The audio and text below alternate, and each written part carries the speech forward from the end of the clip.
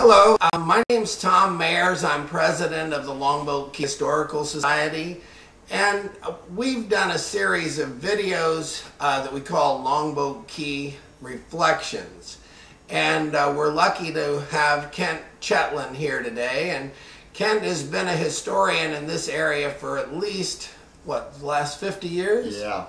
And has various interests in different areas of history, but you know, he's covered the history of Anna Maria, Longboat Key, Bradenton, and Sarasota, and he's just a real great resource for us to have, in that he's done a lot of research and a lot of interviews with people over the years, and we're fortunate to have Kent here sharing with us some of his background. So he's going to tell you some of his own history here, and then we'll go to the material that he's brought and go over that. So this is Kent Chetlain, and I'm Tom Mayers with the Longboat Key Historical Society. I hope you enjoy this. Thank you, Tom. While I've been in Florida here since 1949, I was originally a native of Illinois. I was born in the West Suburban Hospital at Oak Park, Illinois, and Oak Park is probably made famous by the fact that it's the birthplace of Ernest Hemingway, and also it was the town that Frank Lloyd Wright, the famous architect, and scandalized when he ran off with the wealthiest man's wife to Europe, and they didn't get married. But anyway, I came to Florida to finish my last 2 years at the University of Miami in 1949, graduated in 51, went to work for the Sanford Herald as a reporter, desk man, and a sports editor. Then I went from there to sports editor of the Orlando Star, which was owned by the Orlando Sentinel, and I decided I had to pay bills, so I went to work for Tropicana, and they were merchandising the little cartons of orange juice in vending machines. And we went into the schools and became a great rager for a while, and then ultimately I wound up in Bradenton when they turned that all over to the vendors and dairies. I came to this area in 1957, and I was witness to some of the early historic moments. The day they opened the first Cortez, the current Cortez Bridge, was a Sunday in March of '57, and I and my family were driving out to the beach for Sunday at the beach pavilion up there in Holmes Beach. And we drove across the old bridge, and I liked to not think that we could make it. We turned over to our right, and we saw the procession of elephants with the girls on top going down to the opening. They had a ribbon cutting down there on the Bradenton Beach side where the toll booth was, and we passed through there going to the beach, and we saw the elephants approaching. And then after we got done at the beach that evening, we headed back and we went over the new bridge. So we went over the old bridge and the new bridge on our first venture here, and that was in 1957. And they surely need another bridge coming over here. And when I was a county commissioner, I suggested building a bridge from Cortez Road across to Coquina Beach, and thereby eliminating a terrible traffic backup that they have at the junction of Cortez Road and Gulf Drive. I worked for the Bradenton Herald. I worked for the Islander. I worked for a time at the Tampa Tribune and Florida Trend Magazine. So I've had a wide variety of jobs, and I always was interested in the area that I was working in, wherever it was, and I always read up as much as I could of the history of that. So I have followed, and then for many years, in fact, almost the last 28 years, I wrote a real estate column for the Longboat Observer, and so that opened another window of my career.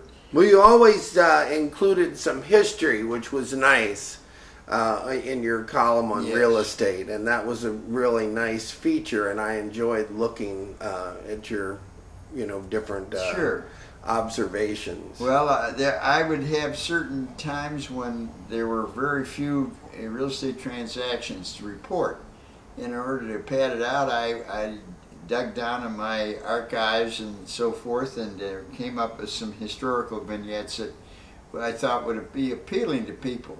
I happened to be a copy boy at the Miami Herald my senior year at University of Miami, and became acquainted with an Associated Press writer by the name of Gene Plowden. And Gene went back to the days of the Sarasota Tribune, when he broke in the early 30s, coming to Sarasota and reporting for that paper before it was merged with the Herald. The Sarasota Herald, I think it was about 37 or something. And Gene was very interested in the Ringling Circus, and he became very good friends with the Ringling people.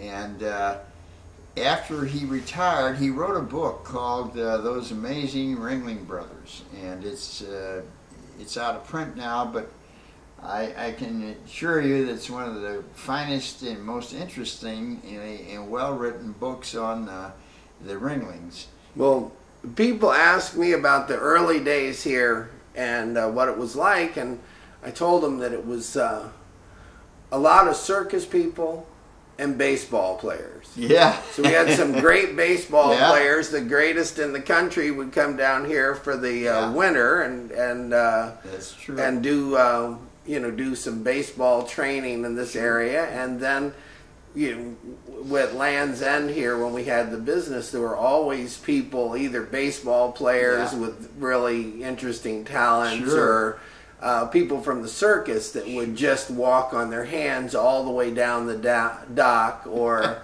do a backflip, just standing backflip. You would look at these great gymnasts, and they were all circus people. I asked your mother, Fran Mayers, years ago, about Guy Pascal, and she said, well, the first time I ever met him, he came into my house walking on his hands.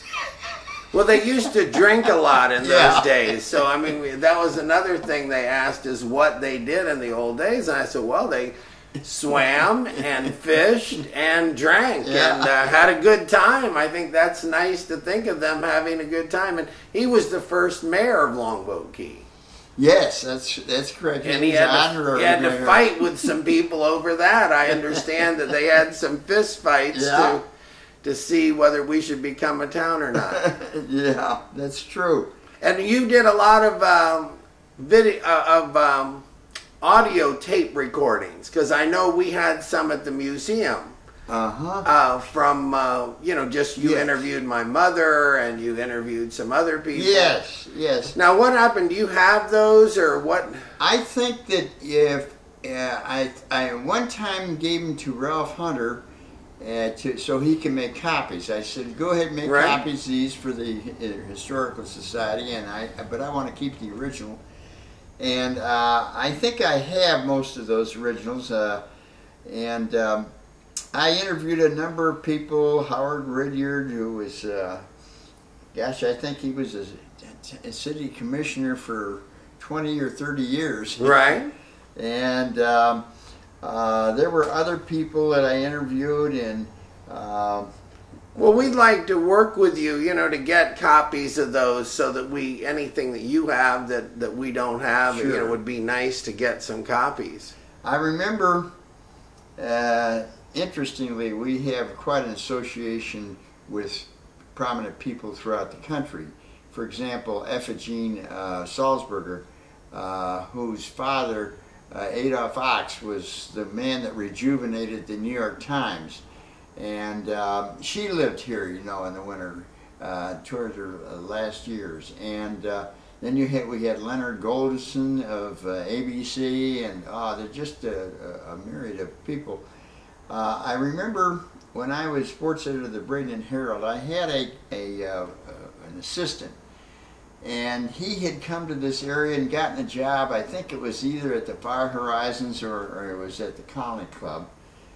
And a lot of prominent people would come in for a long weekend of tennis and sleeping and drinking too. And one of the ones that he told me about was Clifton Daniel, who I think he had an executive position with the New York Times, and he was married to Margaret Truman. And he used to fly down on like a Thursday, and he'd take a cab and come out to the beach, and he would spend the entire time either playing or eating or drinking, and then on Sunday night, the cab would take him back to the airport for his flight back to New York. Well, that's one of the charms of Longboat Key, is that you're really, you know, less than half an hour from a major airport, so that people could fly in here from all over the country. And within, you know, half an hour, 15 minutes, they'd be out on the beach and able to have a vacation, and then get right back on the plane and go back and, you know, just have a real short trip to the airport. Yes, that's true. And you mentioned about the fact that this area was connected with baseball, because the Boston Red Sox trained for many years in Sarasota. And of course, in Bradenton, they've had a number of teams like the Cardinals and Phillies and Red Sox, and that's been one of your big interests over the years. I know you used to do a column on sports. Yes, yes, and it's been very rewarding. I got to know a lot of people like Ted Williams and so forth, and one of the things is a ritual with the Red Sox when they trained here. Even before World War II, was they came out to this restaurant that the Johnsons used to... Yeah, Millie's. Millie, yeah.